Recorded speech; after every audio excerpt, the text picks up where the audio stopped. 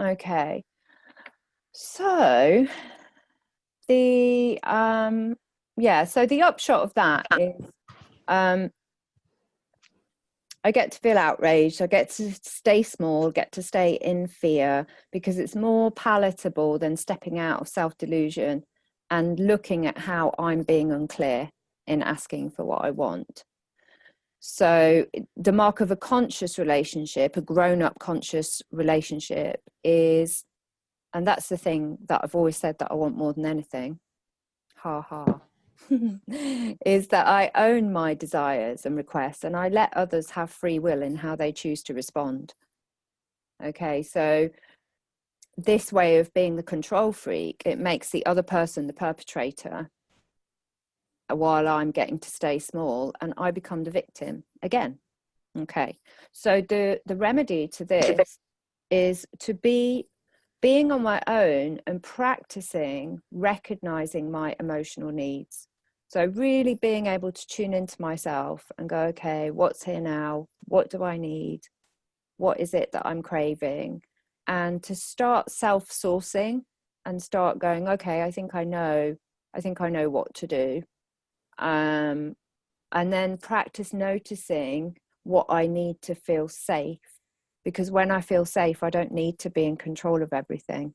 Because when I feel like I'm in command of my own experience, then there's no requirement for me to control what is going on outside of me and with anybody else, whether it's with their reactions or with their behavior. And the second part of this remedy is to be with another and practice asking for what I want and being okay with any answer. So not being attached to the outcome and going, okay, it's all right, because I know that I am strong enough and okay enough on my own, even when my heart's open, and it might feel that it's a risk, and sometimes it is a risk. Being human is a risk in itself. But yeah, practicing that, asking transparently for what we need and being okay with the other person owning their own choices. So their choice could be a yes, it could be a no, and to just practice going, all right, that's fine.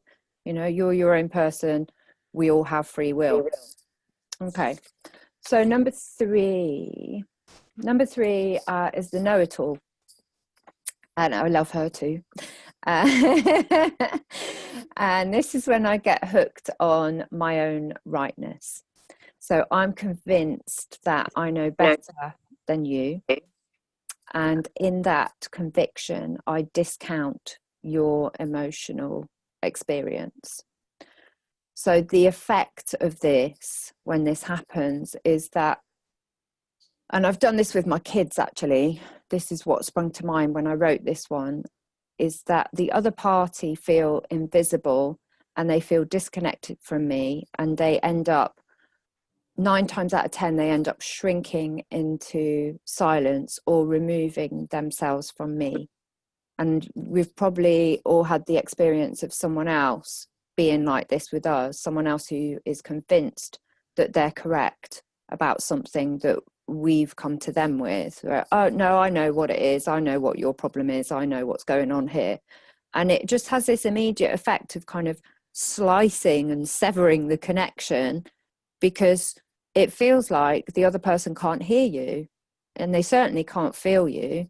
They can't, there's like this the empathic connection dissolves and just disappears.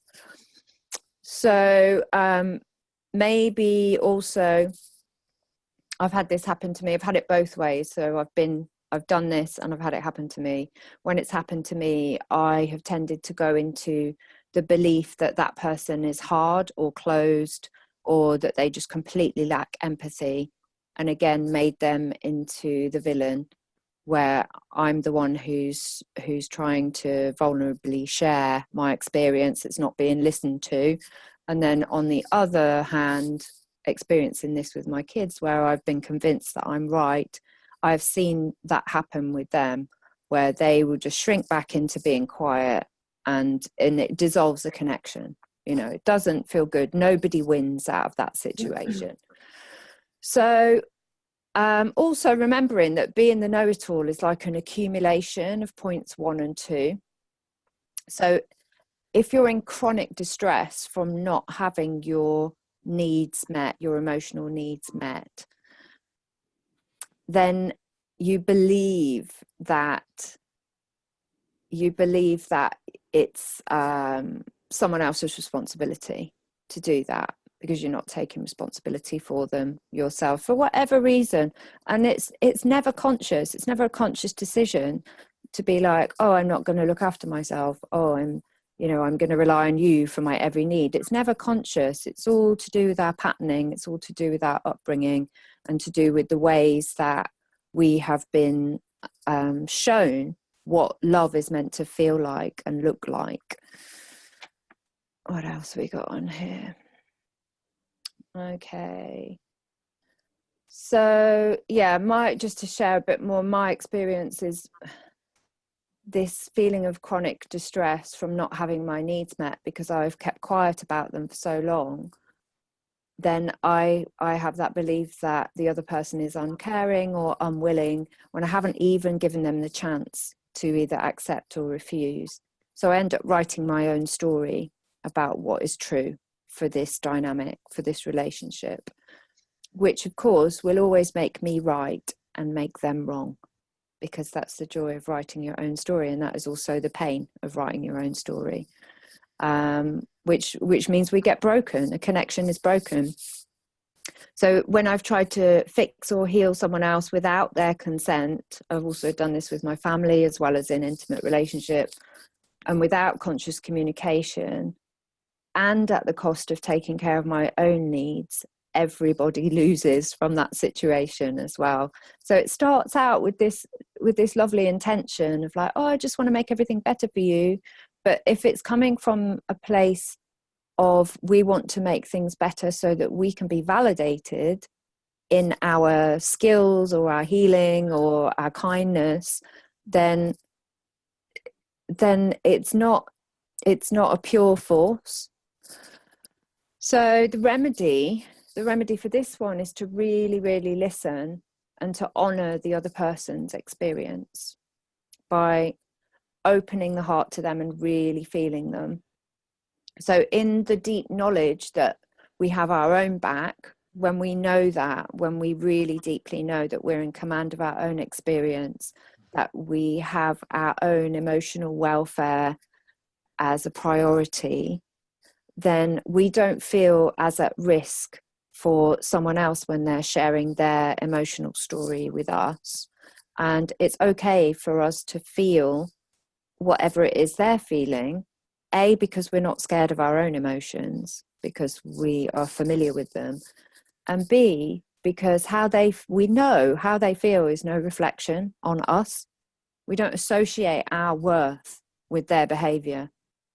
And that is also another massive one. And especially in like parental relationships, in family relationships, I think there can be so much tied up in this idea of, if you love me, you would do X, Y, and Z, or if you really cared about me, then you wouldn't say that to me, or you wouldn't be like that.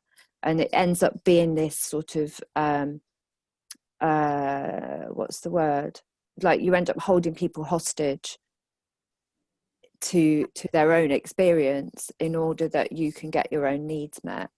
So this is not self-responsibility to do it that way. And the only way that we can relate consciously and successfully is by being really, really aware of our own process and agreeing with ourselves to take responsibility for who we are and take responsibility for not being delusional, and to love people from a place of fullness. And the way that we do that is by directing that energy back into ourselves until we are at that place of fullness where there's no choice but for it to spill over. And then you're not kind of you're not bargaining with people and going, okay, well, I will love you like this if you do this for me. you're self-sourcing everything that you need, and then you're coming over to them going, I've got more than enough. I've got so much love. Like, here you go, just have some, because I don't care what you do with it. I just want to give it to you. And that's a really beautiful dynamic to be in. And it's really, really healing as well, especially when we feel like nothing is expected of us in that kind of relating. It just feels really, really wholesome. Okay. So I just want to really briefly just tell you about when I did I want to link this to the practice. Obviously, Christine, you're already coming on the 28-day program. So the daily practice is something that is so life-changing. And I remember years ago, I did a beginner's course in Ashtanga yoga. I did 7 days of this beginner's Ashtanga, and I absolutely hated it, totally hated it, because they make you do the same thing over and over again. And that's the practice, you know, that's like series 1 or whatever you call it of Ashtanga, is that there's a form to follow. And I remembered all these feelings coming up of like, but I don't want to do this. I don't want to do this same boring practice. That I'm more than that. I'm bigger than that. My life force wants to express itself, and all this kind of, all these grandiose ideas. And it wasn't until after I'd completed it that I was able to see the kind of struggle and tantrums that I was having as me bringing myself to the mat. I'm bringing myself to the mat to do this practice, which is always the same, which means I get to see where I am kind of this, you know, the instability in myself, where I have a lack of equilibrium. It's really obvious when you start going to that kind of practice. I know, Kate, you've done Ashtanga, haven't you? So it's, yeah, it's like there's no way out. Yeah, it puts you through your uncomfortable spots. Yes. So where you feel like you have a, like you said, where you feel like you have a blockage or a stop, you've got to keep going with it. Yeah, when that's you it. Do that, it's great. Yeah, it is amazing. It's amazing, but it is the, you know, the idea of sticking to a practice, even a tiny one every day, is that it's like the holy fire, you know, it burns off the delusions that we have about ourselves, and it clarifies. It's like creating diamonds, you know, we get to see, actually, yeah, these are the things that I really didn't want to look at. And that's how I look at relationship as well. You know, you go into a conscious relationship, and that will do that in the same way, where all these things will come up for you, and you get to inspect them and look at them and decide whether actually you do really want to be in conscious relationship, or do you just want to have someone to hang out with, which is cool, you know, that's fine. But decide, because right, one of them is much harder than the other. So yes, so daily practice is the way forward. And there's just so many aspects to it, especially what we take into our bodies. So how we feed and nourish ourselves physically has a huge effect on our mind health as well. With a few specific tools of understanding our psychology and understanding our biology, because you can't separate the brain from the body, it's all one system. But when you start to understand how they work with each other and how they affect each other, then it's much easier to make those little adjustments and to have those aha moments where you're like, oh yeah, when I do that, oh, it makes me feel this way. So yeah, that's what I'm looking forward to, is starting this program, and really just being together within it as well, and being in that space where we can just be ourselves, and we can kind of come to the table with any issues and problems that we're having. I felt really scared about doing this morning, but actually it wasn't that scary at all. It was just like, oh well, yeah, this is who I am. So, you know, when we practice, and the more we practice being authentic and being real, then the easier it becomes. until the alternative is not really an alternative for us. You know, the prospect of being fake with people or not being your real self feels too horrible. You're just like, no, I don't want to do that. Why would I want to do that?